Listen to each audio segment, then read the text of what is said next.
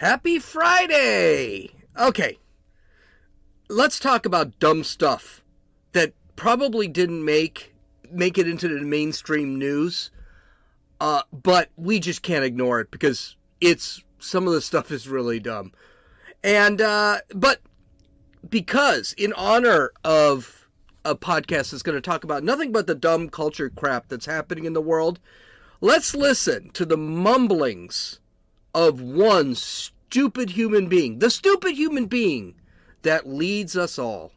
For being here and for what you're doing now, Mary. I'm always talking about Corvettes. I don't want to make Ford or anybody else upset, but I might point out when I went to Dearborn, driving that, was up there. I don't know, man. I think the press thought I was crazy. I enjoyed it so much going up and your new EV factory and that Hummer. Before I talked about Dearborn and the F-150, but that Hummer, my Lord, you guys, have you seen this vehicle? It weighs 3 times what my Corvette weighs. When it was brand new, the Corvette was 0 to 60 in 5.2 seconds. This is about 4.1. Actually, models up to 0 to 3 seconds. Or 0 to 60 in 3 seconds, yeah. Okay, I'm looking for a job, Mary. Do you have any idea what he just said? The President of the United States, the man that is running a foreign policy to prevent Russia from attacking Ukraine, preventing Iran from getting nuclear missiles, preventing China from becoming the ultimate superpower, there he is. That's the man. That's the kind of day we're going to have today. This is Gene, and you're listening to Dumbasses Talking Politics. Hey, I think this is going to be a much more fun episode. I've got a ton of stories to go through. All just the stupidest stories that the mainstream media probably didn't talk a lot about. Now, I did get them from someplace, mostly just reading. I really think every Friday we should do something like this, because sometimes we get hooked up into the politics and all that fun stuff, and we forget about there's just some really stupid crap going on in the world. So a lot of stories, not a lot of commentary because they're just stupid. Okay, so let's start it off. So there's a cold snap back east. Southern Florida has released a warning today. Now, this warning is not about the cold or the frost or the snow or blizzards or hurricanes, but of falling iguanas. That's right, lizards are falling from the trees. Now, it's going to reach a temperature of 40 degrees this weekend. And the iguanas are cold-blooded, so when the body temperature, when the temperature lowers, their body temperature lowers with the weather, and as their body temperature lowers, their metabolism slow. When it gets too cold for their body temperature, they actually fall asleep or hibernate. Okay, that shouldn't be something bears do it all the time. But here's the problem. The iguanas live in trees, and when the iguana's body slows to the point that they just fall asleep, they have a tendency of falling out of those trees because gravity doesn't give a damn if you're a cold-blooded lizard. And this causes 2 problems. The first problem is the iguana falls on people. And iguanas can be quite large. So that's kind of dangerous, though that's not really the big danger there. The bigger danger is when it warms up and the iguanas come out of their hibernation because it's warm, they have a tendency to be really pissed off. And iguanas are not like, little rock lizards or anything. These things have a tendency of attacking. So imagine an iguana who fell out of a tree, wakes up and finds itself on the ground, which means it's disoriented, and it wakes up, which means it's disoriented, and it's in the wide open and it doesn't know why, you can imagine that these iguanas are kind of pissed off. So I have absolutely no commentary about this. I just want to point out that the world is in such an insane shape. This did not even make news except in Florida. By the way, that's the kind of episode this is going to be today. And we got one after the other. It just doesn't seem to end. Now, I do realize I may have blown your ears out a few seconds ago. It's because I must have been messing around with my mixer here, and I probably messed around with the volume. It took me a few seconds to get it back. So, but anyway, this is the kind of insane stuff we're going to be going through right now. So let's go. This is according to the Daily Wire, and this is a great story. The first rule of Fight Club is you don't talk about Fight Club. But apparently the first rule in communist China is that the cops always win. At least that's what the message is being sent in the edited version of the cult classic 1999 film Fight Club, starring Brad Pitt and Edward Norton. Viewers began noticing changes on the edited version posted in China's streaming platform Tencent Video, NBC News reported. In the original version, Fight Club ends with a massive explosions to solidify the overall anarchist narrative. However, the censored version available in China cuts off before the bombs goes off because police have ruined Norton's plans in the movie. Instead, the screen fades to black and includes text, quote, "The police rapidly figured out the whole plan and arrested all criminals, successfully preventing the bomb from exploding." I personally find this hysterical. I really do. The text comes, I've seen the Chinese edit. The text comes out of nowhere, completely cutting off the end of the movie. That's because the Chinese authorities do not tolerate crime, do not tolerate anarchy, and can never be fooled, unlike those American police. Apparently, what ends up happening with the text is that Edward Norton gets put in an insane asylum, and then he got out and grew to appreciate the government. No kidding. Now we know China does this, and Hollywood, we already know China does this, and they're okay with it. But do American writers and directors and actors really need to kiss China's ass for censoring their material? Well, apparently so. So, the author of the book, Chuck Palahniuk, tweeted, "Have you ever seen this shit? This is super wonderful. Everyone gets a happy ending in China." Now, here's the whole thing with this. He commented on how the United States banned his book with several institutions as proof that China not only could write his book better than he could, but that how much better China is. That's right. The United States is worse than China because we actually banned this book. Now, let's be careful here.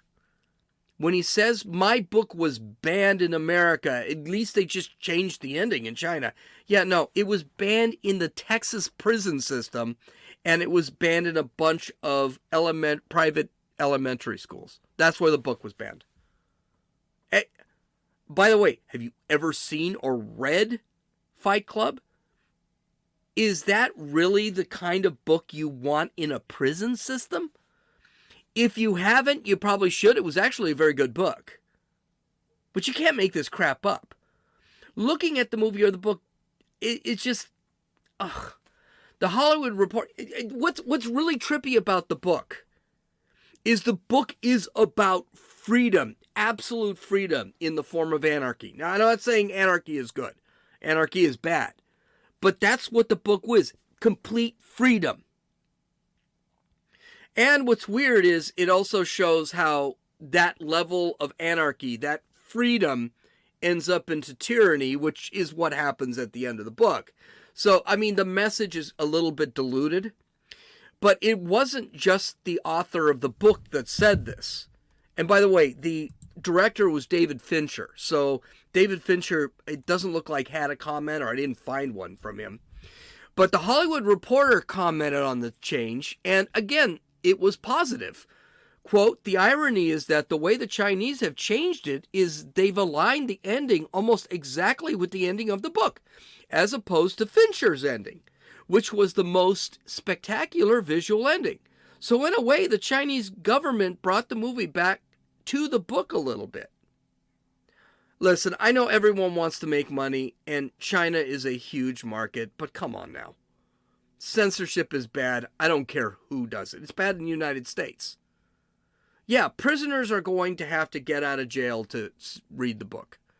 Kids are going to have to grow up to read the book, or read the book outside of school. That's not censorship. That's common sense. I don't want a book on how everyone beats the crap out of each other in prisoners' hands. But all of this does not make China better than the United States, which is what these guys are trying to say. I also want to make clear, college universities are banning 1984. That actually came out last week. I was going to mention it. I'll mention it here since censorship seems to be the big thing. And the schools, and 1984 was primarily about censorship. Winston Smith, the main character, was a censor for the government in 1984. Really interesting. Okay, we got here's another stupid story. So Amy Schindler had a 40-game winning streak on Jeopardy and finally lost. She racked up $1,382,800, became second all-time winningest person on Jeopardy, and became the winningest woman on Jeopardy. And they made sure, and she became the winningest woman about 3 weeks ago. I think she ended up the second biggest winner ever. There's just one problem. Amy is not a woman. She's a man. Everyone is pushing out that this guy is a woman, and that now he's the second winningest, the first winning woman, the winningest woman in Jeopardy history, and she's not even a woman. She's a man. Are you getting the impression that the best job that a woman can do can be done better by just putting a man in there? I mean, let's look at some of the examples. The University of Pennsylvania, who after 20 years has a man who decided after 20 years of being a man to grow his hair out and be a woman, is now kicking the crap out of women in swimming and breaking all women's records. How about the two boys in Connecticut who decided to be girls, and they've broken all the women's records for the 100 and 200 meters? Or the MMA fighter who is a man, Fallon Fox is his name, who fought a woman in the ring and actually broke her freaking skull. Tell you what, I did not think it was going to be easy to bring back the patriarchy in this country. I'm pleasantly surprised. The patriarchy seems to be back and doing pretty well. Okay, well, this is great. This is a great story. For those who have an extra $2,000 burning in your pocket and you've decided, I want to go to the Super Bowl. According to the Daily Wire, this week, Barbara Ferrer, the Los Angeles County Public Health Director, announced that all attendees for Super Bowl, I think it's 54, to be held in SoFi Stadium in Los Angeles, will be given a KN95 mask and must wear masks unless they are eating or drinking. Ferrer also noted that fans will be consistently reminded to wear their masks. Quote, fans heading to the NFL experience at the LA Convention Center, the NFL's interactive football theme park, launching the week ahead of February 13th Super Bowl, will receive take-home test kits with messaging to test before the game, said Ferrer. She said the NFL anticipates distributing over 60,000 test kits. The county will set up vaccination sites at the NFL experience, and anyone receiving first, second, or third booster dose of the vaccine will be given free entry to the NFL experience event. Wow.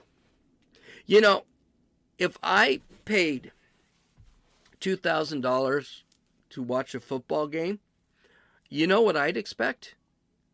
I'd expect, like, I don't know, a free beer, maybe some free nachos with the extra meat sauce in it, maybe a hot dog, something.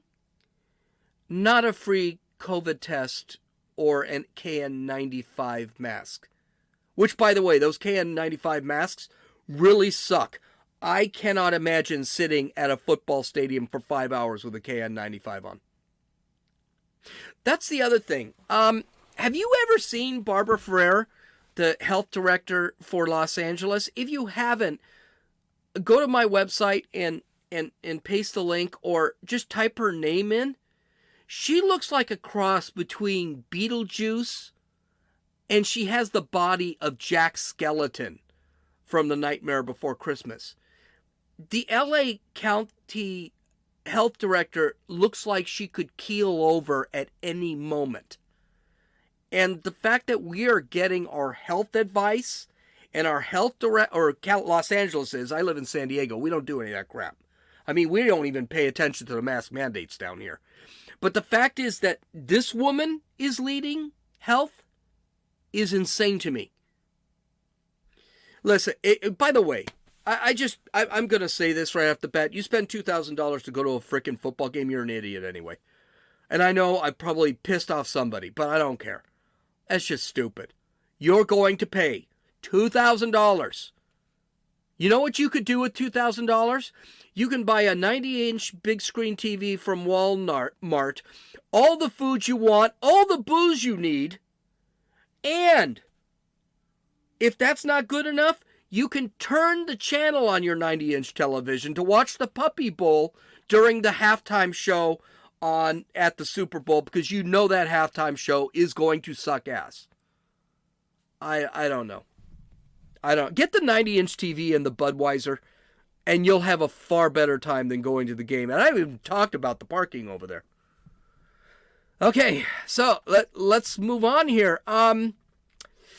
Need more proof that pot and booze can make you stupid? Let's talk about Neil Young. Yeah, there you go. Neil Young. He's a singer. He's a folk singer.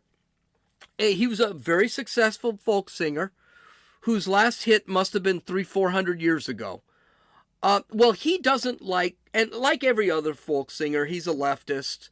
And he's kind of crazy, and he's probably kind of crazy from all the sex, drugs, and rock and roll, though I wouldn't call his type of music rock and roll. He doesn't like Joe Rogan talking about the China virus. And he thinks that Joe Rogan is spreading misinformation. That shouldn't be a shock. He's a folk singer. He's from Canada. So he's probably embracing the draconian rules that Canada is implementing because of COVID. Of course, he's also rich and an elite in Canada, so he probably doesn't have to follow any of those rules. But anyway, he released a statement, and this was an open letter to his management team and his record label. And this is what he said. Now, an open letter basically means everyone. He sent this to everybody. He didn't just send it to his management team or his record label, where he could handle this privately. He sent an open letter. He said, quote, "Please act on this immediately today and keep me informed of the schedule. I want you to let Spotify know immediately today that I want all my music off their platform. They can have Joe Rogan or Young, not both." First off, whenever you talk yourself as the third person, it's creepy and it makes you sound really arrogant, which is both. Now, here's the thing. This was a risky move for Neil Young. Doesn't have a lot of money coming in because he hasn't actually done anything since the 60s, maybe the 70s. It is reported that 65% of his streaming income comes from Spotify. That's high for him, not for Spotify. Spotify, he is probably only a grain of income for Spotify. Joe Rogan, they have paid over $100 million for to keep him exclusive on Spotify, and Joe Rogan has 11 million subscribers. Joe Rogan's podcast has more viewers than CNN and MSNBC on a daily basis combined. And this is not hyperbole. I'm not exaggerating this. Needless to say, Young sobered up and pulled his open letter, but not before Spotify responded. Spotify Technology SA is in the process of removing old Neil Young's music, according to people familiar with the matter. As a folk rock star isn't wavering on his objection to Joe Rogan's podcast, so Spotify said, screw you. Listen, all you 55-year-old folk music fan lovers, that's a mouthful to get out. He'll be back on. But I absolutely love this. Here's the thing. Spotify is a leftist organization. When the rubber hits the road, even leftist organizations will piss on other leftists to keep the money coming in. And where is the money coming from now? Conservative and moderate liberal talent. Joe Rogan is not a conservative. He is a liberal, but he's very moderate. He's common sense. He's a smart kind of liberal. Who is the top cable news outlet? Fox News. MSNBC and CNN combined aren't catching him. Who is the highest rated podcast? Joe Rogan. Moderate liberal. Who has the highest rated late night comedy show? Greg Gutfeld on Fox News. That's right. Gutfeld is beating out Colbert, Fallon, and Kimmel. He's actually late night. In the last election, who had the highest overall ratings? The Louder with Crowder show, starring Steven Crowder on Blaze TV, a conservative outlet. You know why this is happening? Conservative media is fun. It's interesting. It's risky. It's informative. It's what leftists were saying they were a long time ago, and they're not anymore. Now they scold you if you don't believe everything they believe. By the way, that's how the conservatives are going to take back the culture. Conservatives or moderates are going to take back the culture. Okay, next story. I know that was a little bit. This is going to be another one. Okay, I like this story because it just shows how the left is constantly eating itself.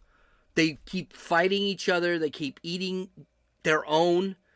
They can't attack conservatives because conservatives just throw up the middle finger and just don't care. They don't apologize. They say what they want, and that's about it. And no conservative wants a conservative canceled. We just don't do that. We just might get annoyed from them. So Peter Dinklage, who played the dwarf Tyrion Lannister on the Game of Thrones, is pissed off. And notice I called him a dwarf. I did that for two reasons. Because he doesn't like being called a dwarf, and because he's a dwarf.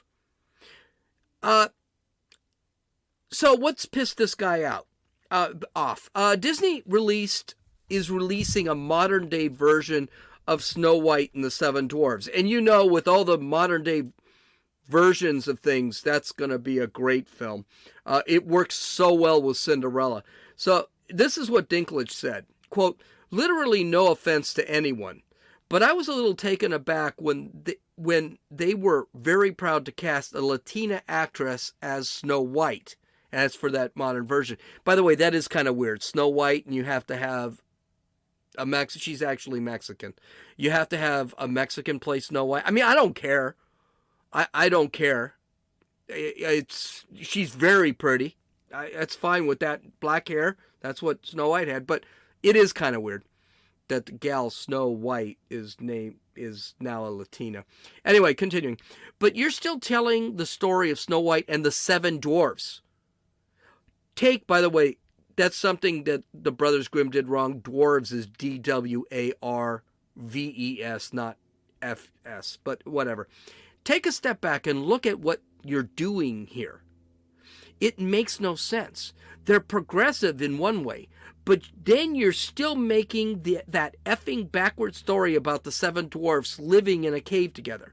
What the F are you doing, man? Have I done nothing to advance the cause from my soapbox? I guess I'm not loud enough. Well, I mean, he's loud enough. He probably just needed a second or a third soapbox so people could, his voice could go over people's heads. Anyway, a few things here. Snow White and the Seven Dwarfs was written by the Brothers Grimm in 1812. It's a story. Making good stories woke, even from a company that made the story initially, changes the story to the point that it is no longer Snow White and the Seven Dwarfs. It's kind of like feminizing 1984. Well, when you feminize 1984, it's no longer 1984. You might as well call it 2021. The other thing, Peter Dinklage has made millions, not because he's a great actor, and I do think he's a good actor, but there are lots of good actors there. He made millions because he's a dwarf that can act. And I'll go a step further. Being a dwarf isn't necessarily a disability. You're just short. I'm short. This is not a thing.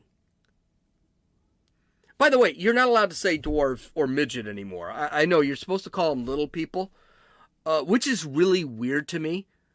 Dwarf and midget are actually descriptors. Dwarves have adult-sized appendages, but are short in stature. So their hands, their head, their feet, their junk, it's all the size of a normal man. They just don't have the height. Whereas where you have a midget is actually a short person whose features, whose appendages are in proportion with their bodies. That's the difference between the two. Do you know where I learned that crap, by the way? I learned it by reading in high school when reading Brothers Grimm, and they were talking about Snow White and the Seven Dwarfs, and someone asked, what's the difference between a dwarf and a midget? That is a thing. So it is a descriptor.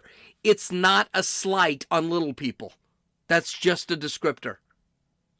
Anyway, Disney had a response. They said, to avoid reinforcing stereotypes from the original animated film, we are taking an approach with these 7 characters and have been consulting members of the dwarfism community. Could you imagine that meeting? Anyway, we look forward to sharing more as the film heads into production after a lengthy development period. I love when wokes beat each other up. Don't forget, Disney is so woke, they put warning tags on Peter Pan, Dumbo, The Aristocrats, Jungle Book, Swiss Family Robinson. They are also putting a pantsuit on Minnie Mouse so that Minnie Mouse doesn't wear that little mini dress she always wears. She's now wearing a pantsuit. I'd say to look like a more professional, sophisticated woman, but it is a funky ass looking pantsuit. So that's weird. I do want to congratulate Peter Dinklage though, because I'm glad, I am proud that he has accomplished the feat of making sure that no other little people besides him can get jobs after he made millions simply because he is a little person. So now Peter Dinklage has screwed the entire dwarf community. Okay, I have so much, but I'm going to save a couple for next week because I'm running long and I still literally have one. Let's take a look. 1, 2. I still have like 3 stories, and this story I have to do. I have to do this story because I gotta tell you, I'm gonna cuss here. You can't make this shit up. Okay, so it was reported last week, and this was reported on this part of the story was reported on the main mainstream media, especially Fox News, that a bunch of lab monkeys, a truck with a bunch of lab monkeys, crated lab monkeys, crashed onto the freeway in Montour County, Pennsylvania. And some of the monkeys got out. Most of the monkeys didn't get out. Driver was okay. 3 of the monkeys did die. But it looks like this isn't a tragedy for the monkeys that they died, because it looked like their fate was already sealed. When we get to the rest of the story, you'll know what I mean. But that wasn't the story. The monkeys crashing, that's part of the story. That's the prelude to the story. But the real story is there was this woman who pulled over and wanted to help. Her name was Michelle Fallon, and she decided to get out of the car and help the truck driver and walk up and help with the truck. And while she was approaching the truck, she saw a bunch of boxes that were pretty much just crates that were pretty much sealed up except for air holes, right? Because monkeys need to breathe unless they wanted them to die. And she saw fur. So she did what any normal woman does, is she thought they were cats. So what did she do? This is according to the Newsweek. So I got over to check the cats out, and I'm sticking my finger in the crate, because I see the fur. Then I hear a weird grunting noise, and it pops up, and I'm getting ready to close it, and here a monkey is doing a hissing noise. I backed away and told the guy that those were not cats, they were monkeys. Yeah, no, the guy was driving the truck. He knows what's in the truck. Now, Fallon has reported that she is being treated for illness that she might have received from the monkeys. So according to Newsweek, Fallon became concerned because she has a cut in her hand and began experiencing pink eye symptoms. So she went to the emergency room at the local hospital, she told local news station WBRE TV. She is now taking preventative medicine for about 2 weeks and received her first dose of the rabies vaccine. Okay, so let's overview this thing. This is the last story. I'm going long. So this dumb broad gets out of her car, sees a bunch of crates that are completely closed up, decides to stick her hand in the crates because she thinks they're cats. They're not. They're monkeys from a lab. She gets scratched, and now she might have whatever the monkeys had. Which, by the way, no one really knows what they had, because it's confidential or something. So they just decided to treat her with rabies. There are 2 takeaways we can take from this. I heard this story. I heard this day before yesterday. You're kidding. Is it surprising that the world is in the middle of at the end of a pandemic, and has been for the last 2 years? These guys are transporting, and I saw the truck, these guys are transporting diseased monkeys in wooden crates on a 1985 Ford Mack truck. Now, maybe I'm off here a little bit. I might be. But considering we've been in a pandemic from 2 years because of an accidental release of a deadly pathogen, maybe there should be a little bit more regulation in transmitting diseased monkeys. Maybe. Especially when the monkeys may be carrying something that the company that's testing them doesn't want to talk about it. And maybe the CDC is getting involved in this whole thing. Maybe you want to transport those monkeys a little safer. I'm just saying. I don't think it's crazy for us to ask for that, especially after the last 2 years. Okay, that's the first takeaway. So let's take a look at the second takeaway. I think you know where I'm going with this. I really do. If you want to help in a car accident, And you're in this accident, and it's a truck, and the truck has a bunch of crates with some sort of animal sealed within the crates. And those crates are completely closed off except for air holes. Maybe you don't want to reach into those crates and poke whatever is in those crates. Even if those crates do have cats, not diseased monkeys. I mean, what kind of cat is it? That could be a tabby, or it could be a lion. You don't know you don't know what's in there, and you don't know why they are in closed off crates in the first place, right? Right? I mean, if these animals were friendly animals, maybe not even diseased, but friendly animals, don't you think the driver might have the friendly cat in the cab with him? Or better yet, the doctor who did the experiments, maybe he could take those cats, put them in his Ford Focus, and drive because they're so friendly and safe, right? I want to tell you something. This is an example of Darwin's theory. This is a Darwinian Award winner right here. Too stupid to survive.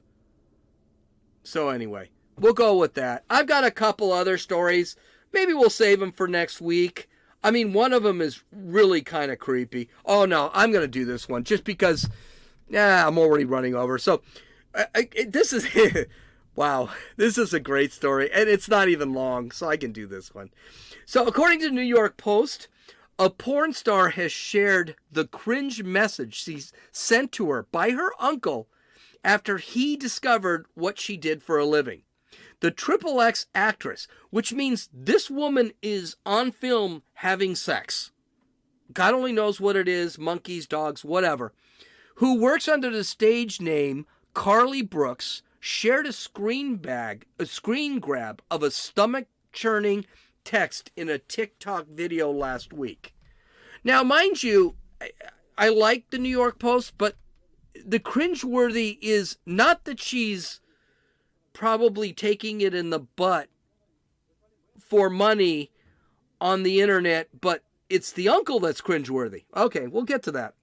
It is pretty bad. Now, hearing the stomach churning text, you may say to yourself, okay, oh God, this is going to be bad for her. The uncle is going to tell dads, and dad's going to find out this gal's got her cooch all over the internet, and it's going to be a family disaster. No, that's not it. You know the stereotypical creepy uncle? This is the stereotypical creepy uncle. This is what he sent her. Hey, kiddo. By the way, whenever somebody calls you kiddo, that's creepy. Don't call your kids kiddo. I never call my kids kiddo. It's creepy. This is your uncle so-and-so, because they blocked his name. I think I might have stumbled across your video of you today. Very nice. Do you happen to know Riley Reid? Also, do you have an OnlyFans? My friend wants to know. OnlyFans is a site where people put porn pictures on it, and you can subscribe to specific actresses. I've never been to OnlyFans, so I know that because I get it on Twitter all the time. I mean, how creepy is that? This is her uncle. He even has an emoji where an old man with the balding head is got his eyes covered. Oh, Jesus. This is the world we live in today. Normally, family members would sit back and say, what the F are you doing? Doing this? No, now they're attracted to it. Oh, man, that Christmas dinner is going to be awkward. I have a feeling there's going to be some family members drooling at the table, and it ain't going to be for the cranberry sauce. Okay, hey, like I told you, there's a lot more cringeworthy crap. Go to my website at dumbassestalkingpolitics.com. I've got one story about gay Superman not doing really well in the comic book scene, and another where Navy SEALs are being banned from a state. Just read them. I would use them next week, but I figure those are the only two. And I'm sure there's going to be a ton. All this was from this week. We should do this every Friday. Have a good day. Have a great weekend. This is Gene. You've listened to Dumbasses Talking Politics.